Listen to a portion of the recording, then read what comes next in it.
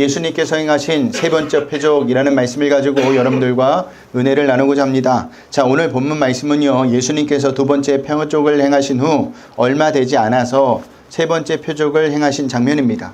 우리 1절을 보겠습니다. 다 같이 읽겠습니다. 그 후에 유대인의 명절이 되어 예수께서 예루살렘에 올라가시니라. 아멘. 자, 유대인이 반드시 지켜야 할 3대 절기가 있습니다. 그 절기는요, 유월절, 오순절, 장막절이 있어요. 이 3대 절기에는요, 예루살렘 반경 22km 내에 있는 모든 성인 남자는요, 반드시 예루살렘에 순례하도록 법정으로 규정되어 있습니다. 그런데 오늘 본문의 명절이 어떤 절기인지는 밝히지 않았기 때문에 정확히는 알 수는 없지만 많은 학자가 그 절기를 유월절로 보고 있어요. 그리고 혼자 가셨는지 제자들과 함께 가셨는지 이것 또한 알 수 없지만 많은 학자는요, 제자들에 대한 언급이 없었기 때문에 혼자 예루살렘에 올라가셨다고 보고 있습니다. 그리고 예수님께서 예루살렘에 올라가신 것은요, 단순히 명절에 대한 관심보다는 분명한 다른 계획이 있었다고 봐야 합니다. 자, 그러면 그 계획이 무엇일까? 그 계획은요, 당연히 하나님의 뜻을 따르는 것이었겠죠. 왜냐하면 예수님께서는요, 공생의 기간 동안 하나님의 뜻에 따라 모든 일을 진행하셨기 때문에 예수님께서 명절에 예루살렘에 올라간 것도 동일한 관점에서 봐야 한다는 겁니다. 자, 예수님의 이러한 움직임은 우리가 평소에 어떤 기준에서 움직여야 하는지를 가르쳐주고 있죠. 어떤 기준이죠?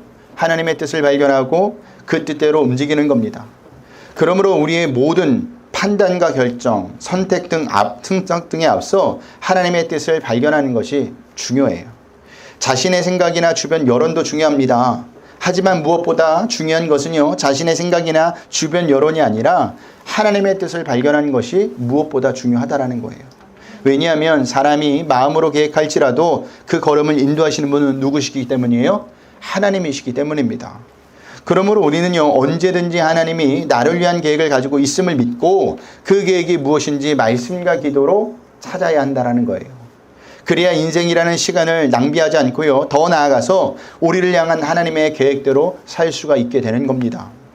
그러면 그 계획이 무엇인지 지금서부터 살펴보겠습니다. 우리 2절서부터 5절입니다. 오늘 본문입니다. 다 같이 읽겠습니다. 예루살렘에 있는 양문 곁에 히브리 말로 베데스다라 하는 못이 있는데 거기에 행각 5이 있고 그 안에 많은 병자, 맹인, 다리 저는 사람, 혈기 많은 사람들이 누워 물이 움직임을 기다리니 이는 천사가 가끔 못에 내려와 물을 움직이게 하는데 움직인 후에 먼저 들어가는 자는 어떤 병에 걸렸든지 낫게 되밀어라. 거기 38해 된 병자가 있더라. 아멘. 자, 2절에 보면 중요한 단어가 2개가 나옵니다. 그 단어는요, 하나는 양문이라는 단어고 다른 하나는 베데스다라는 단어입니다. 자, 양문은 예루살렘 성으로 들어오는 문 중에 하나를 말하는 겁니다. 자, 옛날 우리나라 한양에도 성으로 들어오는 문들이 있었죠. 어떤 문이 있었어요? 그렇죠. 남대문, 동대문, 서대문 등과 같은 문들이 있었습니다. 그런데 한양에는요, 이런 문들만 있었던 것이 아니라 시체가 다니는 서소문, 광희문도 있었다고 합니다. 자, 예루살렘 성에서도 마찬가지로 그러한 문들이 여러 개 있었어요. 물고기가 들어오는 어문을 비롯하여 말들이 다니는 뭘까요? 마문, 그렇죠. 골짜기문, 동문, 샘문 등이 있습니다. 그중 하나가 우리가 방금 읽었던 어떤 문이에요? 양문이에요. 자, 양문은요, 말 그대로 누가 들어오는 문일까요? 양이 들어오는 문입니다. 그런데 양도 그냥 양이 아니라 성전에서 희생 제물로 드려질 희생양이 들어오는 문이 양문이었다는 겁니다. 그래서 양문 가까이에는 뭐가 있었을까요? 성전이 가까이 있었던 거예요. 이렇게 볼 때 양문은요, 이스라엘 백성에게 그냥 양이 들어온 문이 아니라 양의 희생을 보여주는 문이라고 할 수 있습니다. 한마디로 희생하기 위해서 들어오는 문이 무슨 문이라고요? 양문이라는 겁니다. 이스라엘 백성은요, 어린 양의 희생으로 살아난 백성들이죠. 애굽에서 나올 때 어린 양의 희생이 피가 아니었다면 애굽 백성과 똑같이 장자의 재앙에서 죽어야 했던 자들입니다. 그렇기 때문에 이스라엘 백성에게 양의 희생은 생명의 은혜로 부각되었다라는 거예요. 그래서 그들은요, 양문을 은혜의 문이라고도 불렀다고 합니다. 자, 그 다음 단어가 어떤 단어예요? 베데스다라는 못입니다. 이 이름은 헬라어로 베이트와 헤세드의 합성어입니다. 베이트는요, 집이라는 단어이고요. 헤세드는 자비, 긍휼, 은혜라는 단어입니다. 그러니까 베세드라라는 이름의 의미는요, 자비의 집, 긍휼의 집, 은혜의 집이라고도 말 수가 있습니다. 자, 이것은 무엇을 의미하느냐 하면 희생을 상징하는 제사용 양들이 돌아오는 양문 곁에 은혜의 집이라는 이름의 못이 있었다라는 겁니다. 그러니까요, 이 장면은 구원을 어린 양이신 예수님의 희생으로 죽을 수밖에 없는 죄인들에게 하나님의 자비와 긍휼과 은혜로 주어진다는 것을 장소로 지금 우리에게 설명하고 있는 거예요. 그런데 3절에 보니까 베데스다 못에 누가 있습니까? 누가 있어요? 맹인, 다리 저는 사람, 혈기 많은 사람들과 같은 많은 병자가 누워 있습니다. 자, 여기 나오는 맹인, 다리 저는 사람, 혈기 많은 사람은요, 구약에서부터 하나님의 은혜를 떠난 자들을 상징적으로 가르쳤던 표현들이에요. 왜 그들이 베데스다 못의 주변에 많이 모여 있었을까요?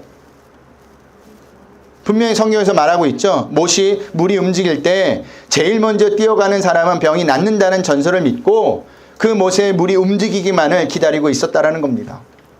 학자들에 의하면요, 베데스다 못이 간헐천이었기 때문에 간혹 온천물이 올라오게 되면 그 물이 움직이게 되었고 그때 피부병이나 관절염 등을 앓는 환자들이 낫기도 하였다고 해요. 그래서 많은 병자가 그 당시 모여 있었던 겁니다.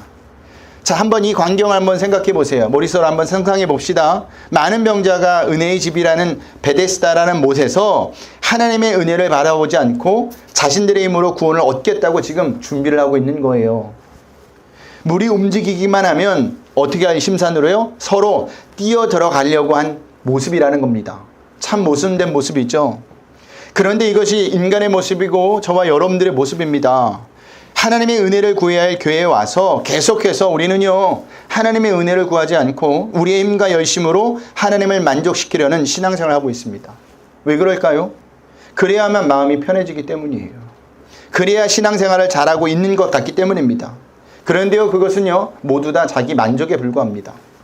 여러분, 그때 분명히 아셔야 합니다. 인간의 어떤 힘과 노력으로도, 열심으로도 하나님을 조금도 만족시킬 수 없다는 생각을 가지셔야 합니다. 그렇다면 어떻게 해야 되느냐? 우리는 교회에 와서 무엇만을 구해야 될까요? 하나님의 은혜만 구하셔야 합니다. 한 주간도 하나님 내 힘으로, 내 열심으로 살아보려고 했는데 잘 안 됐습니다. 이게 우리의 신앙 고백이죠. 날마다 교회 와서. 제 힘으로 사는 게 너무 버겁고 힘이 듭니다.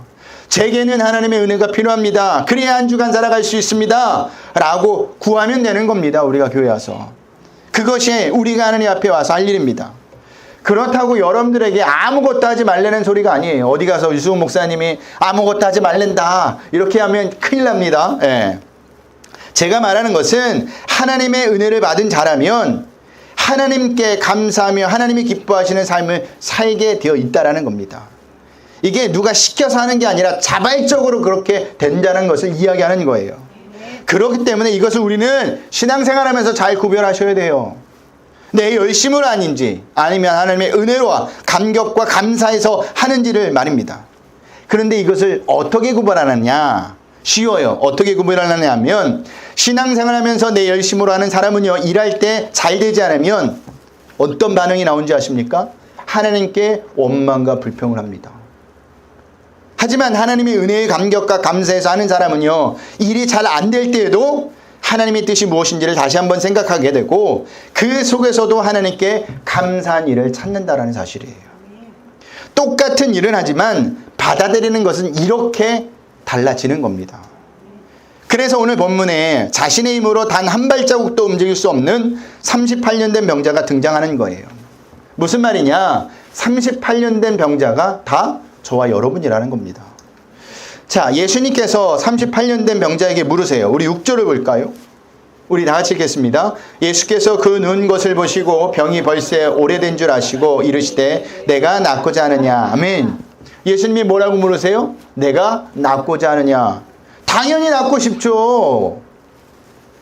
낫고 싶으니까 베데스다 못에 와 있는 거 아닙니까? 그런데 왜 예수님은 당연한 것을 지금 물으시느냐?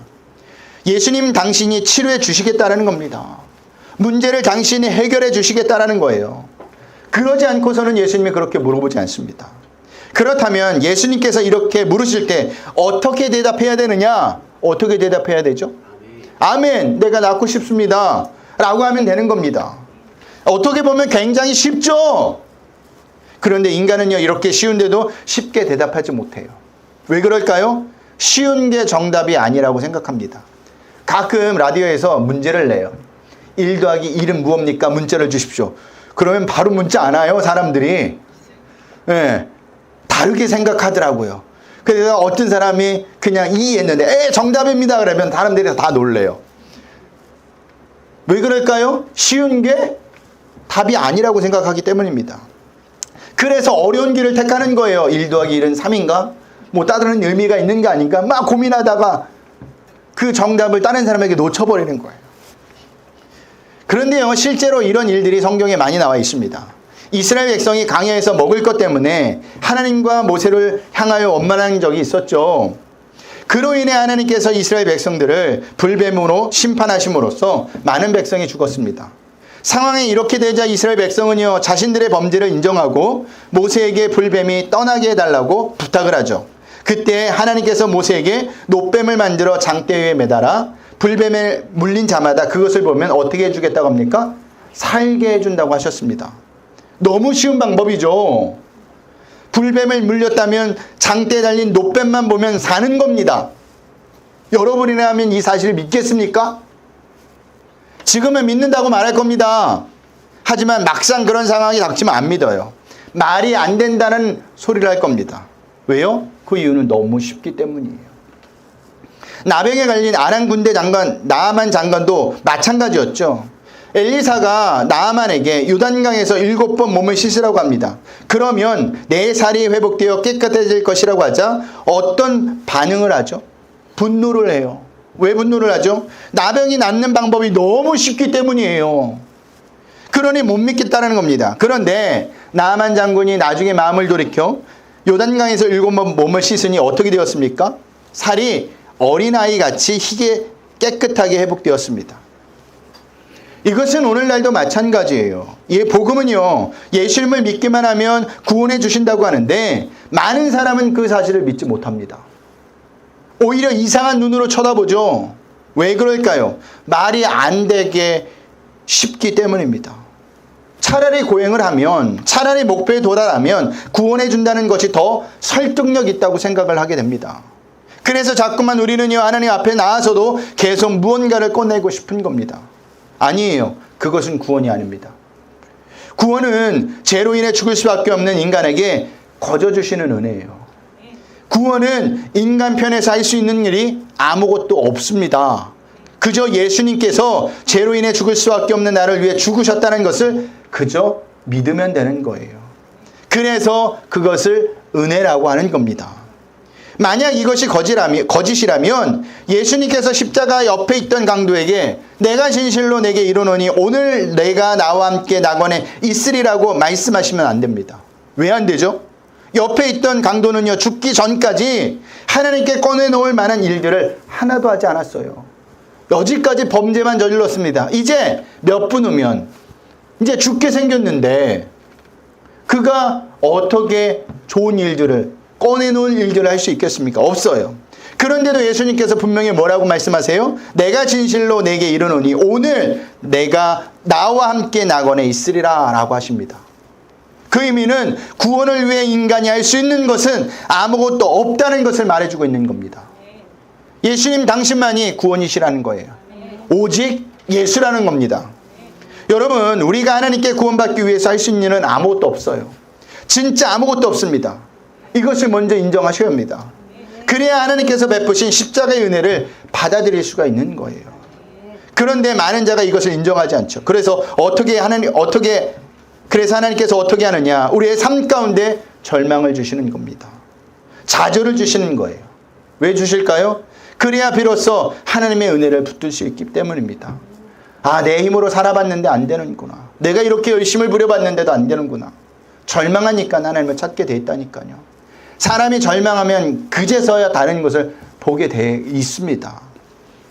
자, 이렇게 쉽게 예수님께서 38년 된 병자를 고쳐주신다고 하는데, 아멘, 내가 낫고 싶습니다라고 대답하지 않고 어떻게 대답하느냐? 우리 7절을 볼까요? 우리 다 같이 읽겠습니다. 병자가 대답하되 주여 물이 움직일 때 나를 못에 넣어주는 사람이 없어 내가 가는 동안에 다른 사람이 먼저 내려가나이다. 아멘. 답을 가지고 계시는 분이 지금 앞에 묻고 있는데도 그는 다른 곳에서 답을 찾고 있죠. 이 대답은 쉬운 방법을 놔두고 어려운 방법을 택한 것과 똑같은 겁니다. 여러분 보시기에 어때 보입니까? 너무 답답하지 않나요? 그런데 이것이 우리의 모습입니다. 우리 또한 쉬운 방법이 하나님께 있는데 항상 다른 곳에서부터 답을 찾을 때가 많아요. 그리고 다 해보고 안 될 때 그제서야 하나님께 나오죠. 아니에요. 제일 먼저 누구한테 나오셔야 돼요? 하나님께 나오셔야 합니다. 그게 제일 쉬운 방법이에요. 여러분, 세상에는 답이 없어요. 생각해 보세요.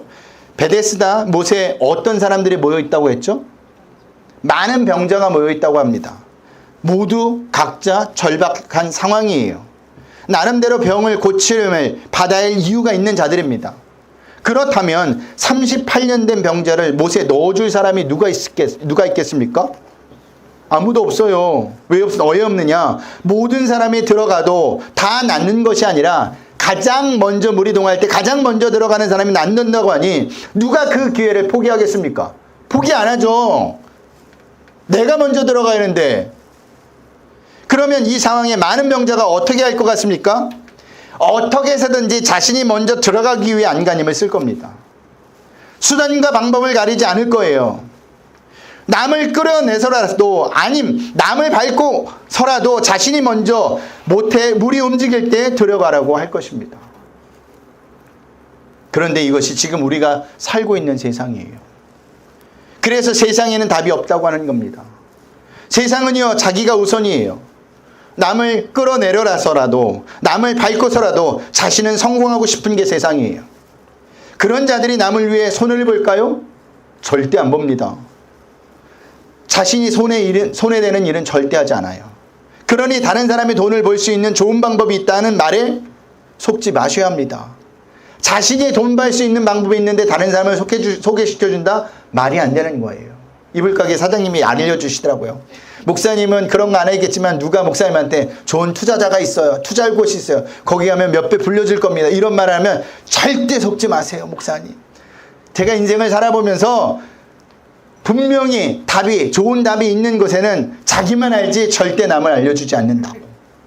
그런 얘기를 하는데 진리를 이야기하시더라고요.